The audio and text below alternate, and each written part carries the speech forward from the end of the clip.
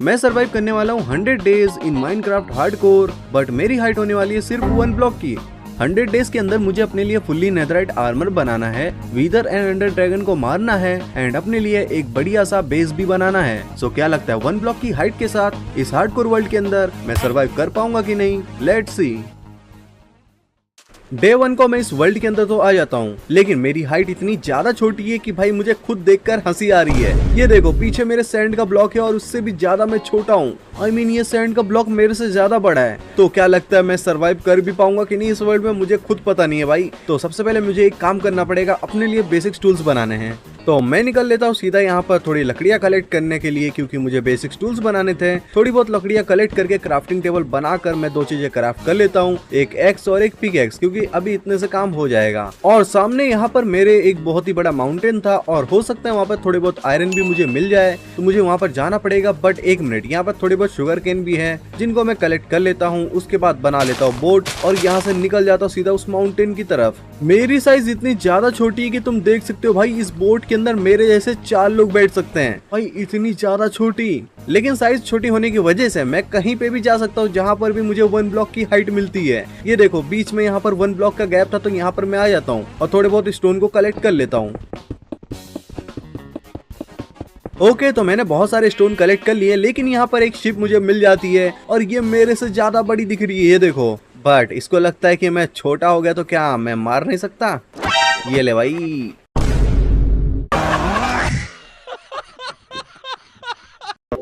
आगे जाकर मुझे थोड़ी बहुत और शिप दिखाई देती है, जिनको मारकर मैं वूल और खाने के लिए खाना कलेक्ट कर लेता हूँ। और ये सब करते करते यहाँ पर शाम होना शुरू हो चुकी थी, तो मैं बेड बना लेता हूँ। उसके बाद अपने लिए थोड़े बहुत स्टोन के टूल्स बना लेता हूँ और साथ में फर्नेस बनाकर अपने लिए खाना कुक कर लेता हूँ। और उसके बाद फटाफट से यहाँ पर डे कर लेता हूँ। डे 2 को मैं इस वर्ल्ड को एक्सप्लोर करने के लिए निकल जाता हूँ और मुझे यहाँ पर एक शिपरेक मिल जाती है। हो सकता है इसके अंदर डायमंड वगैरह मुझे मिल जाए, तो इसको लूटना बहुत ज्यादा जरूरी, क्योंकि मैं काफी ज्यादा छोटा हूँ और मुझे अपने आप को अपग्रेड करना पड़ेगा आयरन टूल्स के साथ और डायमंड के आर्मर के साथ। तो यहाँ पर मुझे चेस्ट के अंदर से एक मैप मिल जाता है और थोड़े बहुत पेपर मिल जाते हैं। मैंने तो सोचा था कि यहाँ से मुझे डायमंड मिलेंगे, बट डायमंड तो छोड़ो, आयरन भी नहीं मिला। बट एक अच्छी चीज है, इस मैप के थ्रू अगर मैं ट्रेजर को हंट कर लेता हूँ तो मुझे वहाँ से थोड़े बहुत आयरन या डायमंड्स मिल सकते हैं। तो फटाफट से मैप को लेकर मैं एक्सप्लोर करना शुरू कर देता हूँ और उस लोकेशन को ढूंढना चालू कर देता हूँ। थोड़ी देर बाद मैं काफी ज्यादा क्लोज आ चुका था उस लोकेशन के जहाँ पर ये मैप मुझे लेके जाना चाहता था, और यहीं पे कहीं पे ट्रेजर वाला चेस्ट है, तो मुझे उसे फटाफट से ढूंढना है। बट प्रॉब्लम ये है कि ये ओशन के अंदर है। तो मैं बना लेता हूँ लाइट्स और थोड़े बहुत डोर्स, जिसकी मदद से मैं यहाँ पर देख सकूं और चेस्ट को ढूंढ सकूं। तो चेस्ट मुझे फाइनली मिल जाता है और उसको ओपन करते ही मुझे यहाँ से बहुत सारे आयरन, गोल्ड और थोड़ी बहुत पोशन और हार्ट ऑफ द ओशन मिल जाता है भाई। उस ट्रेजर को लूटने के बाद जैसे ही मैं आगे बढ़ता हूँ, मुझे यहाँ पर एक रूइन पोर्टल मिल जाता है, जिसके पास मैं जाता हूँ और उसकी चेस्ट के अंदर से मुझे एक फ्लिंट एंड स्टील, थोड़े बहुत आर्मर गोल्ड के और टूल्स मिल जाते हैं, और उसके अलावा थोड़े ऑब्सीडियंस थे जिनको मैं कलेक्ट कर लेता हूँ। उसके बाद इस रूइन पोर्टल के ऊपर थे 2 गोल्ड के ब्लॉक, तो आयरन की पिकेक्स बनाकर मैं उनको माइन कर लेता हूँ। अभी मुझे ढूंढना था एक ऐसा लोकेशन जहाँ पर मैं अपना बेस बना सकूं और उसके पास में एक विलेज भी होना चाहिए। तो मैं सीधा निकल जाता हूँ और काफी दिनों तक एक्सप्लोर करता हूँ और लोकेशन ढूंढना चालू कर देता हूँ। बट कई दिनों तक मुझे लोकेशन तो नहीं मिलती, लेकिन मुझे यहाँ पर कुछ टर्टल्स मिल जाते हैं और इनके सामने तो मैं काफी ज्यादा छोटा लग रहा हूँ। ये देखो, ये मेरे से काफी ज्यादा बड़े हैं। बट माइनक्राफ्ट के अंदर हम इनके ऊपर शेडर लगा नहीं सकते। अगर लगा सकते थे तो इनके ऊपर बैठकर मजा आ जाता। फाइनली 3-4 दिनों तक ढूंढने के बाद मुझे यहाँ पर एक विलेज मिल जाता है, तो मैं उस विलेज की तरफ सीधा चला जाता हूँ। बस यहाँ पर मुझे ढूंढना है एक ऐसी लोकेशन जहाँ पर मैं अपना बेस बना सकूँ। ये विलेज तो काफी ज्यादा बड़ा था, बट मैं जैसे इस विलेज के पहले घर के अंदर जाता हूँ तब मुझे पता चलता है ये विलेज काफी ज्यादा गरीब है, इसके अंदर एक भी चेस्ट ही मुझे नहीं मिलती है। तो मैं यहाँ से निकलता हूँ और जैसे मैं थोड़ा और आगे जाता हूँ, वहाँ पर मुझे एक आर्मरर दिखाई देता है और उसके पास आयरन का आर्मर है भाई। इसको मैं बाद में कलेक्ट करूंगा, क्योंकि अभी मेरी इन्वेंटरी एकदम फुल है, तो अभी मैं कलेक्ट कर नहीं सकता। एंड मुझे ये विलेज वाला लोकेशन काफी ज्यादा बढ़िया लगा था, तो मैंने डिसाइड किया अपना बेस यहीं पे बनाने का। तो क्राफ्टिंग टेबल लगाकर मैं थोड़ी बहुत चेस्ट बनाकर यहाँ पर लगा देता हूँ और अपनी इन्वेंटरी खाली कर लेता हूँ। उसके बाद मैं अपना बेड भी यहीं पे लगाकर जो मुझे शुगर केन मिले थे उनको भी यहाँ पर साइड में प्लांट कर देता हूँ। अपने आप को अपग्रेड करने के लिए मेरे पास एक बहुत ही बढ़िया प्लान था, बट उसके लिए मुझे थोड़े आयरन की जरूरत थी और यहाँ पर मुझे एक आयरन गोलम मिल जाता है। तो फटाफट से मैं उसको मारना चालू करता हूँ और मार कर खत्म करके उसका आयरन कलेक्ट कर लेता हूँ। आयरन के अलावा मुझे एक और चीज की जरूरत थी और वो है स्ट्रिंग। स्ट्रिंग मुझे दो तरीके से मिल सकता है, एक तो इस बिल्ली को मारकर या फिर रात में बहुत सारी स्पाइडर से पंगा लेकर। अपने प्रो स्किल्स को देखते हुए मैंने चूज किया ऑप्शन ए, इस बिल्ली को मार के। तो इसके पीछे मैं पड़ जाता हूँ और काफी देर तक पीछा करने के बाद फाइनली मैं इसको खत्म कर देता हूँ और ये मुझे दे देती है 2 स्ट्रिंग और मुझे 2 स्ट्रिंग की ही जरूरत थी एग्जैक्टली। मैंने सारी चीजें कलेक्ट कर ली थी और मेरे पास पूरा का पूरा सामान आ चुका था स्ट्रिंग ड्यूपर बनाने के लिए। बट प्रॉब्लम ये है कि यहाँ पर 50-50 चांसेस है स्ट्रिंग ड्यूपर वर्क करने का। तो हाँ, मैं स्ट्रिंग ड्यूपर बनाने वाला हूँ, तो डायरेक्शन देखकर जल्दी से यहाँ पर स्ट्रिंग ड्यूपर बनाना चालू कर देता हूँ। मैंने स्ट्रिंग ड्यूपर बनाकर कंप्लीट कर लिया था। अब इसको एक्टिवेट करके देखने का टाइम था कि ये वर्क करता है कि नहीं करता है। तो जल्दी से मैं स्ट्रिंग को लगाता हूँ और अब टाइम आ चुका है इसको एक्टिवेट करने का। ओके, तो स्ट्रिंग लग चुका है। अभी मुझे जाकर शेयर से फटाफट से इसको शेयर करना है और लीवर को क्लिक करना है। ओके, ये नहीं वर्क कर रहा है भाई, पूरी की पूरी मेहनत बर्बाद। बट रुको, एक बार मैं और ट्राई कर लेता हूँ। मैंने फिर से एक बार और स्ट्रिंग ड्यूपर बनाकर एक अलग डायरेक्शन के अंदर ट्राई कर लिया, बट दोनों में से एक भी वर्क नहीं करता है। तो अभी मेरे पास बस लास्ट ऑप्शन बचा हुआ है आयरन फार्म बनाना। तो मैं आयरन फार्म बनाना स्टार्ट कर देता हूँ।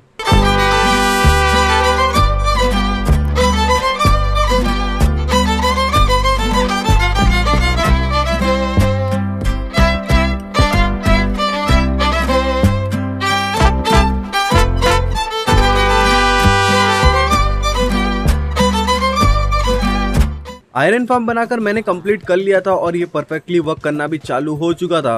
बट आयरन गोलम को मारने के लिए मुझे लावा की जरूरत थी और यहाँ पर आसपास कहीं लावा पुल था नहीं। तो विलेज के मैं अपोजिट डायरेक्शन में चला जाता हूँ जहाँ पर मुझे एक स्नो बायोम मिल जाती है और यहीं पे लावा की आवाज आ रही थी। तो फटाफट से मैं माइन करना चालू कर देता हूँ और यहाँ पर मुझे लावा भी मिल जाता है। और ये तो पूरा का पूरा बड़ा वाला लावा पुल था। तो यहाँ पर मैं अपनी वाटर पैकेट खाली करके लावा को कलेक्ट कर लेता हूँ और यहाँ से बाहर आ जाता हूँ और यहाँ पर एक मार्किंग भी बना देता हूँ ताकि मैं यहाँ पर वापस आकर ऑब्सीडियन कलेक्ट कर सकूँ। अपने विलेज में जाकर मैं अपने आयरन फार्म को पूरा का पूरा एक्टिवेट करता हूँ लावा को लगाकर और ये अब फाइनली वर्क करना चालू कर देता है। आयरन फार्म मैंने बनाया था विलेजर से ट्रेडिंग करके अपने लिए डायमंड के आर्मर और टूल कलेक्ट करने के लिए। तो आयरन फार्म तो कंप्लीट हो चुका था, बट विलेजर्स के लिए मुझे ट्रेडिंग हॉल भी बनाना था जहां पर मैं इनसे ट्रेड करने वाला हूं। तो उसके लिए मुझे बहुत सारे रिसोर्स की जरूरत थी। तो थोड़ी बहुत लकड़ियां और स्टोन कलेक्ट करके मैं अपना ट्रेडिंग हॉल बनाना स्टार्ट कर देता हूँ।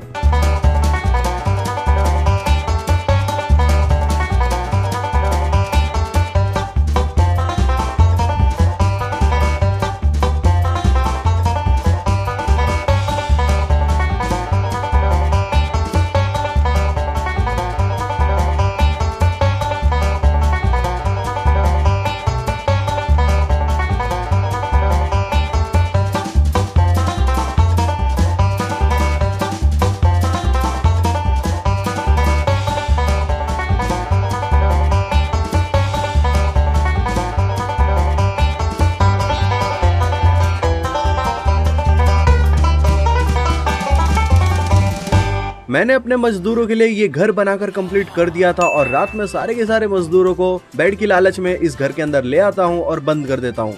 एंड अब मुझे इन विलेजर के साथ ट्रेडिंग करके बस डायमंड का आर्मर और टूल कलेक्ट करना है कैसे भी करके। तो उसके लिए मुझे बहुत सारे एमराल्ड चाहिए रहेंगे और आयरन फार्म तो मैंने बनाया ही है। तो वहां पर भी जाकर देखना है कितने ज्यादा आयरन कलेक्ट हो चुके हैं। आयरन फार्म में जाने से पहले मैं चेस्ट के अंदर से डायमंड, लैपिस लजूली और ऑब्सीडियन कलेक्ट कर लेता हूँ क्योंकि मुझे एक एन्चांटिंग एरिया भी बनाना था। उसके बाद जाता हूँ आयरन फार्म में और चेस्ट ओपन करते ही भाई इतना सारा आयरन कलेक्ट हो चुका है, वो भी कम टाइम के अंदर। चलो अच्छी बात है, इनका यूज करके मैं भी ट्रेडिंग करने वाला हूँ। बट उससे पहले मुझे कुछ विलेजर को नई जॉब देनी पड़ेगी। तो एक विलेजर को मैं फ्लेचर की जॉब दे देता हूँ। एंड अब मुझे इस विलेजर के साथ ट्रेडिंग करके बहुत सारे एमराल्ड बस कलेक्ट करने हैं। उसके बाद मैं एक विलेजर को दे देता हूँ टूल स्मिथ की जॉब और एक विलेजर को दे देता हूँ आर्मरर की जॉब। और इनसे ट्रेड करने के बाद मुझे आर्मर और डायमंड्स के टूल्स दोनों ही मिल जाएंगे। बट इनके लेवल्स अपग्रेड करने में मुझे काफी ज्यादा टाइम जाने वाला है और बहुत सारे रिसोर्स भी लगने वाले हैं। तो चलो मैं स्टार्ट कर देता हूँ इनसे ट्रेड करना और कलेक्ट कर लेता हूँ अपने लिए डायमंड का आर्मर और टूल्स।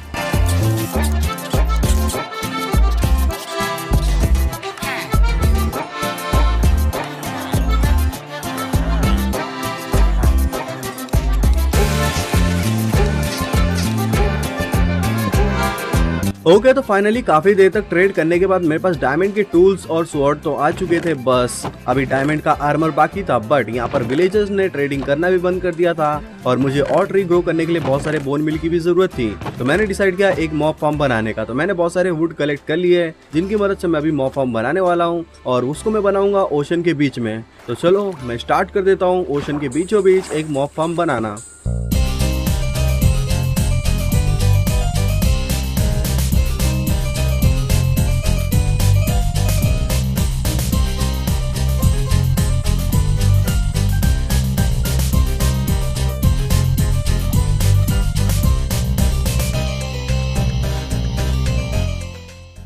फाइनली मॉब फार्म तो बनकर कंप्लीट हो चुका है, बट इसके अंदर मॉब्स काफी ज्यादा कम आ रहे हैं। इतने से तो काम होने वाला नहीं है, तो अभी इसको मैं अपग्रेड तो नहीं कर सकता। बट इसमें मॉब्स लाने का एक तरीका है, एक हाइट पर जाकर एक AFK पॉइंट बनाकर वहाँ पे AFK रहने का। तो मैं स्टार्ट कर देता हूँ बनाना एक AFK पॉइंट काफी हाइट पर और फिर थोड़ी देर के लिए वहाँ पर AFK भी हो जाता हूँ। ओके तो 5 मिनट के AFK करने के बाद यहाँ पर थोड़े बहुत मॉब्स तो आना चालू हो चुके थे, बट ये भी काफी कम थे, तो मुझे यहाँ पर काफी दिनों तक AFK होना पड़ेगा। बट अभी के लिए मुझे थोड़े बहुत ही बोन मिल की जरूरत है, तो इनको मैं थोड़ी देर AFK होने के बाद मॉब्स को मारकर कलेक्ट कर लेता हूँ बोन मिल को और फिर यहाँ से निकल जाता हूँ।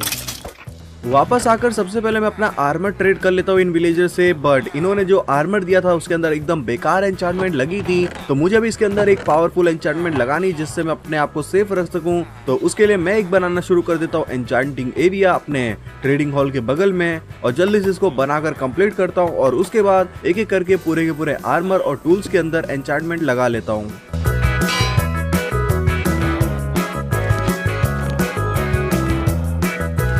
ओके तो काफी देर तक एन्चांटमेंट लगाने के बाद फाइनली मेरा पूरा का पूरा आर्मर एन्चांटमेंट के साथ रेडी हो चुका था। मैंने टूल्स के अंदर भी लगा लिए थे, बट स्वॉर्ड और बो अभी भी बाकी था क्योंकि उसके अंदर मुझे लूटिंग 3 चाहिए था और बो के अंदर इन्फिनिटी चाहिए था जो मुझे मिल नहीं रहा था। तो मैंने डिसाइड किया अपने विलेजर को जॉब देकर इनसे बुक ट्रेड करने का। तो यहाँ पर आ जाता हूँ मैं ट्रेडिंग हॉल के अंदर और इन विलेजर को जॉब देना चालू कर देता हूँ और काफी देर तक इनकी जॉब चेंज करने के बाद फाइनली मुझे यहाँ पर इन्फिनिटी की बुक मिल जाती है। तो उसको मैं ट्रेड करके ले लेता हूँ और उसी की थोड़ी देर बाद एक विलेजर मुझे लूटिंग 2 की भी बुक दे देता है। तो इसको भी मैं बाय कर लेता हूँ और 2 बुक को मैं एक साथ मर्ज करके लूटिंग 3 बना सकता हूँ इजीली। तो फटाफट से 2 बुक को मर्ज करके लूटिंग 3 बनाकर अपने स्वॉर्ड के अंदर लगा लेता हूँ। उसके बाद अपने बो के अंदर इन्फिनिटी भी लगा लेता हूँ मैं। तो फाइनली मेरा पूरा का पूरा आर्मर और वेपन्स और टूल सब कुछ मैक्स लेवल पर आ चुके थे। तो अभी मुझे कोई टेंशन वाली बात नहीं है, किसी से भी मैं फाइट कर सकता हूँ इजिली। एंड अब टाइम आ चुका है नेदर जाने का, बट नेदर जाने से पहले मैंने जो बो बनाई थी उसको मैं इस आयरन गोलम के ऊपर टेस्ट करता हूँ और इसको मारकर खत्म कर देता हूँ। गजब बेइज्जती है। नेदर जाने के लिए मुझे नेदर पोर्टल बनाना पड़ेगा और उसके लिए मुझे ऑब्सीडियन भी चाहिए और मेरे पास एक भी ऑब्सीडियन बचा नहीं है। तो मुझे वापस जाना पड़ता है उसी लोकेशन पे जहाँ पर मुझे एक लावा पुल मिला था।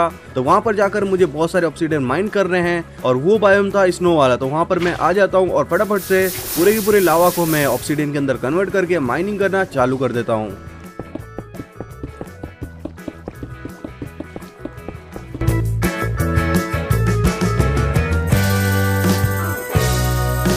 नेदर पोर्टल बनाकर मैंने लाइट अप कर लिया था और अब टाइम आ चुका था नेदर जाने का। तो फटाफट से मैं निकल जाता हूँ नेदर में और मैं स्पॉन हुआ था क्रिम्सन फॉरेस्ट के अंदर। तो एक अच्छी बात थी कि यहाँ पर मुझे कोई दिक्कत होने वाली नहीं है क्योंकि एक ब्लॉक की हाइट की वजह से मुझे बस एक ही ब्लॉक का एरिया माइन करना पड़ेगा और मैं इजिली यहाँ पर छुप सकता हूँ। बट मुझे जाना था एक फोर्ट्रेस ढूंढने के लिए, तो आसपास तो सिर्फ ये क्रिम्सन बायोम ही थी, उसके अलावा तो कुछ था नहीं। तो काफी दूर तक ट्रेवल करने के बाद फाइनली मुझे यहाँ पर एक फोर्ट्रेस दिख जाता है। तो मैं जल्दी से वहाँ पर रास्ता बनाकर पहुंच जाता हूँ एंड मुझे इस फोर्ट्रेस के अंदर से 2 चीजें कलेक्ट करनी है। एक तो बहुत सारे ब्लेज रॉड और दूसरा था विद स्केलेटन्स के स्कल, वो भी 3, ताकि मैं बीकन बना सकूं। तो सबसे पहले मुझे यहाँ पर एक स्केलेटन मिलता है जिसको मैं मारकर खत्म कर देता हूँ। उसके बाद मैं ब्लेज का स्पॉनर ढूंढ ही रहा था, बट यहाँ पर मुझे ओपन में एक ब्लेज दिख जाती है जिसको मैं खत्म करता हूँ। उसके बाद फाइनली यहाँ पर मुझे बहुत सारे स्केलेटन्स मिल जाते हैं जिनको मारने के बाद मुझे एक भी स्कल नहीं मिलता है, बट यहाँ पर मुझे एक साथ 2-2 ब्लेज के स्पॉनर मिल जाते हैं। और मेरे स्वॉर्ड के अंदर लूटिंग 3 लगी थी, तो मैं स्टार्ट कर देता हूँ इनको मारना और कलेक्ट करना ब्लेज रॉड।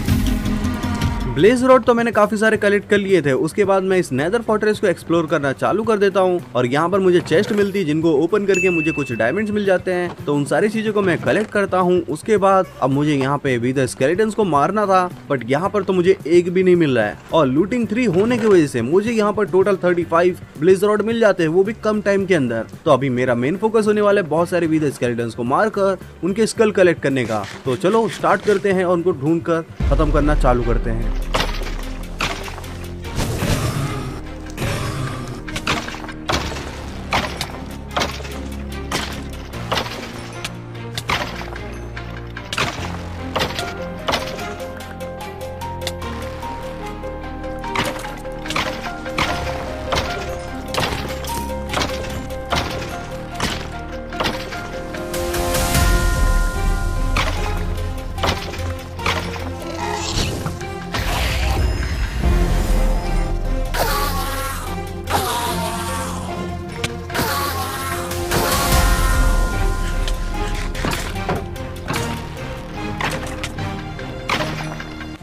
ओके तो फाइनली मुझे यहाँ पर तीसरा विदर स्केलेटन का स्कल भी मिल जाता है और इसको कलेक्ट करने में काफी ज्यादा टाइम लग चुका है एंड मेरा नेदर का काम भी कंप्लीट हो चुका था। तो अब टाइम आ चुका है यहाँ से बाहर निकलने का। तो मैं अपने पोर्टल के पास आ जाता हूँ और निकल जाता हूँ अपने ओवरवर्ल्ड में। और ये नेदर का प्राणी पता नहीं यहाँ पर क्या कर रहा था, तो इसको मैं वापस भेज देता हूँ।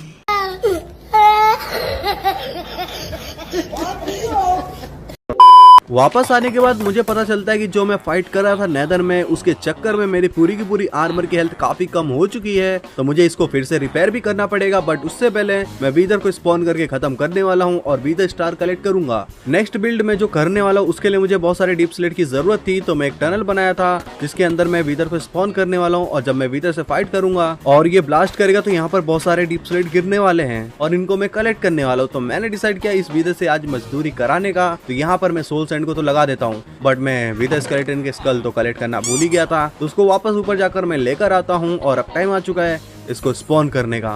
तो जल्दी से मैं स्पॉन करता हूँ इसको और बहुत सारी डीप स्लेट कलेक्ट कर लेता हूँ मैं।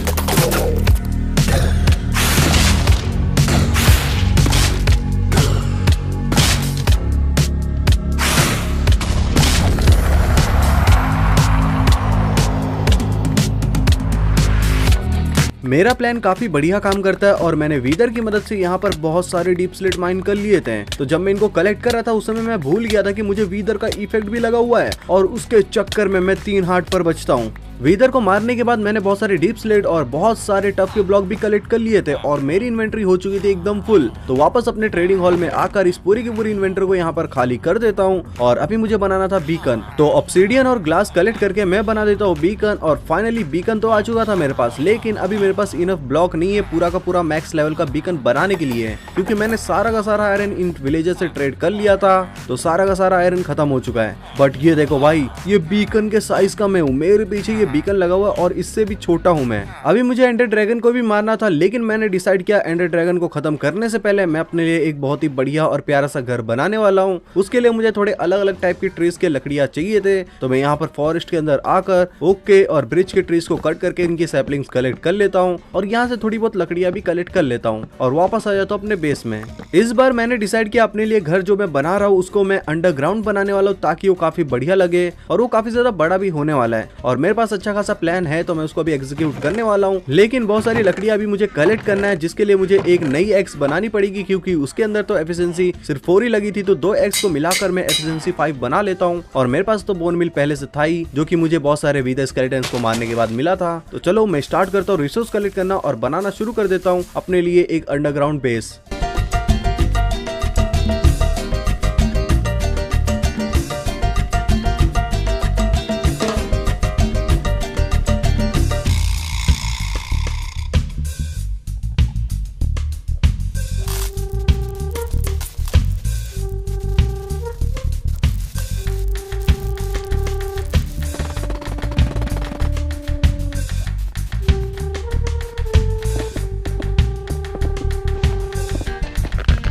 जैसे ही मैंने अपना घर बनाकर कंप्लीट किया वैसे यहाँ पर एक ट्रेडर आ जाता है और इसकी ट्रेड देखने के बाद मेरे मुंह से बस एक ही चीज निकलती है और फिर मैं इनको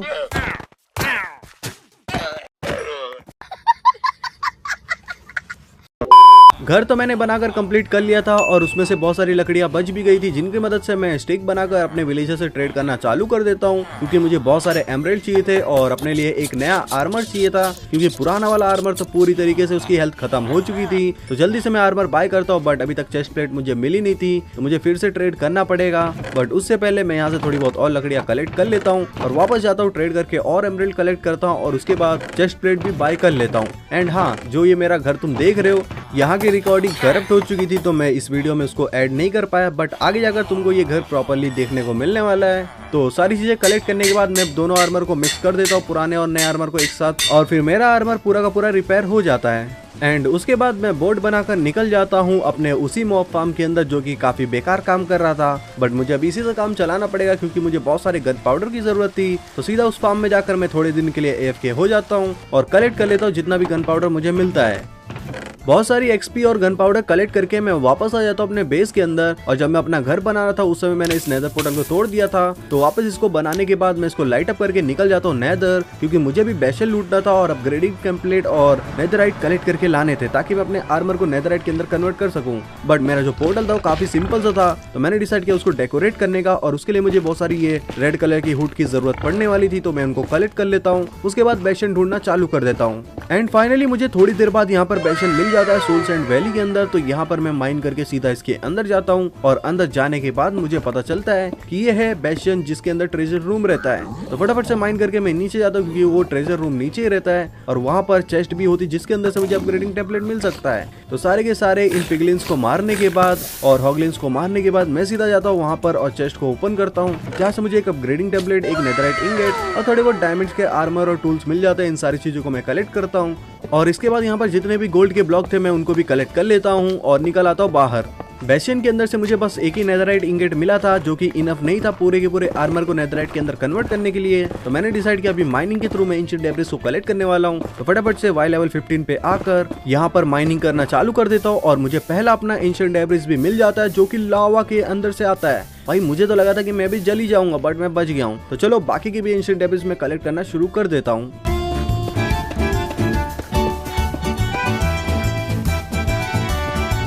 मैंने टोटल 13 एंशिएंट डेब्रिस कलेक्ट किए थे, जिनको लेकर मैं अपने ओवरवर्ल्ड के अंदर आ जाता हूँ और यहाँ पर रात हो रही थी तो फटाफट से मैं यहाँ पर डे करता हूँ और जितने भी एंशिएंट डेब्रिस मैंने कलेक्ट किए थे उनको स्मेल्टिंग के लिए लगा देता हूँ। नेदराइट आर्मर बनाने के लिए मुझे बहुत सारे अपग्रेडिंग टेम्पलेट की भी जरूरत थी और मेरे पास सिर्फ एक ही था, तो उनको डुप्लीकेट करने के लिए मुझे बहुत सारे डायमंड की जरूरत थे, जो कि मेरे पास थे ही नहीं। तो मैं आ जाता हूँ माइनिंग करके केव के अंदर, और ये केव काफी ज्यादा बड़ी दिख रही थी, तो मैं डिसाइड किया कि जब तक अपना एंशिएंट डेब्रिस स्मेल्ट हो रहा है मैं इस केव के अंदर से डायमंड माइनिंग करने वाला हूँ। तो फटाफट से आकर यहाँ पर डायमंड माइनिंग करना स्टार्ट कर देता हूं और मेरे पिकेक्स के अंदर फॉर्च्यून 3 लगा था, तो मुझे दिक्कत तो होने वाली नहीं है, बहुत ही आसानी से बहुत सारे डायमंड्स में कलेक्ट कर सकता हूं। तो स्टार्ट कर देता हूं मैं डायमंड कलेक्ट करना।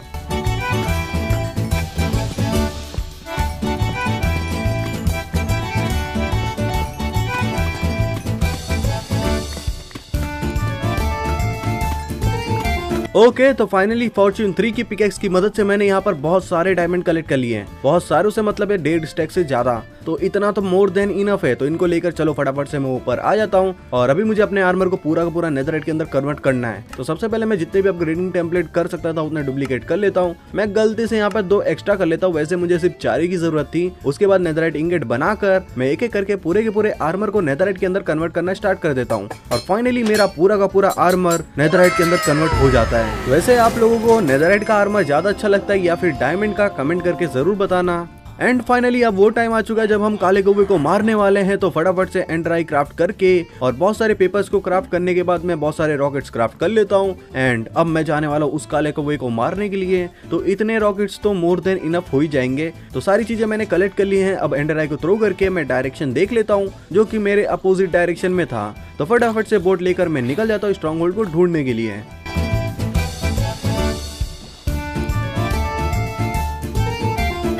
ओके, तो मैं काफी दूर ट्रैवल करके आ चुका हूँ और अभी एंडर आई सीधा नीचे जा रही है इस केव के अंदर। और जैसे मैं इस केव के अंदर जंप करता हूँ, यहाँ पर मेरे सामने स्ट्रॉन्ग होल्ड इतने ओपन में था। भाई साहब, पहली बार इतने ओपन में मुझे स्ट्रॉन्ग होल्ड मिला है और अब देखना ये है कि यहाँ पर मुझे क्या क्या मिल सकता है। तो लाइब्रेरी के अंदर से मुझे बहुत सारे आई ऑफ ट्रिम मिल जाते हैं, जिनको मैं कलेक्ट करके पोर्टल वाले रूम के अंदर आकर स्पॉनर को तोड़ देता हूँ और फटाफट से सारी की सारी एंडर आइज को लगाकर मैं इस पोर्टल को कर देता हूँ एक्टिवेट। एंड एक और चीज मैं तुमको अभी दिखाने वाला हूँ, ये जो एंडर आई मैं लगा रहा हूँ इसके सामने मैं कितना छोटा हूँ ये देखो भाई। इस एंडर आई पर मैं खड़े हो सकता हूँ, वो भी बड़े आराम से। तो चलो फटाफट से चलते एंड के अंदर और अब मुझे उस एंडर ड्रैगन को भी खत्म करना है। चलो मैंने थोड़े बहुत एक्स्ट्रा पल भी लाए थे, तो चलो स्टार्ट करते हैं और इसको खत्म करके मैं मिलता हूँ तुमसे।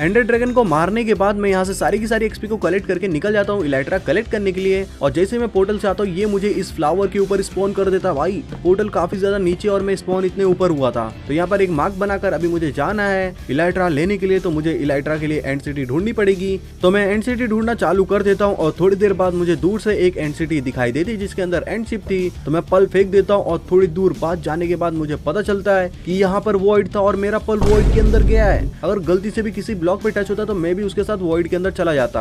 उसके बाद मैं सेफली आ जाता हूँ एंड शिप के अंदर पल का यूज करके। और अभी मुझे यहाँ से एक इलाइट्रा मिल जाता है और यहाँ पर जो भी चेस्ट थी उसको भी मैं लूटना चालू कर देता हूँ। उसके बाद मैं दूसरी एंड सिटी लूटने के लिए आ जाता हूँ।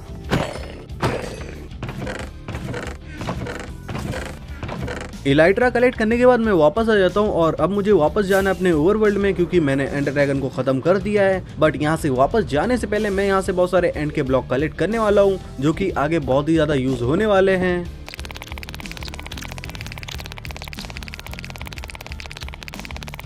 ओके तो इतने से काम हो जाएगा मेरा। अगर वापस आना पड़ा तो मैं फिर से आ जाऊंगा कलेक्ट करने के लिए, बट अभी के लिए इतने काफी है। तो मैं निकल जाता हूँ और आ जाता हूँ अपने ओवरवर्ल्ड के अंदर। ओके तो बॉयज एंड गर्ल्स फाइनली मैंने बहुत सारे गोल्स कंप्लीट कर लिए हैं, जैसे कि अपने आप को नेदरराइट के आर्मर में कवर अप करना और वीदर और एंडर ड्रैगन को खत्म करना। लेकिन अभी भी बहुत सारी चीजें बाकी हैं। एंड यहाँ पर डे चल रहा है 64, मतलब कि बहुत सारा टाइम अभी हमारे पास बचा हुआ है, जिसके अंदर मैं इस बेस को ट्रांसफॉर्म करने वाला हूँ, मैक्स लेवल बीकन बनाने वाला हूँ। और मैंने सामान तो बहुत सारा कलेक्ट करके रखा ही है। तो चलो स्टार्ट करता हूँ और इस पूरे के पूरे बेस को ट्रांसफॉर्म करता हूँ और अपने गोल को भी कंप्लीट कर लेता हूँ।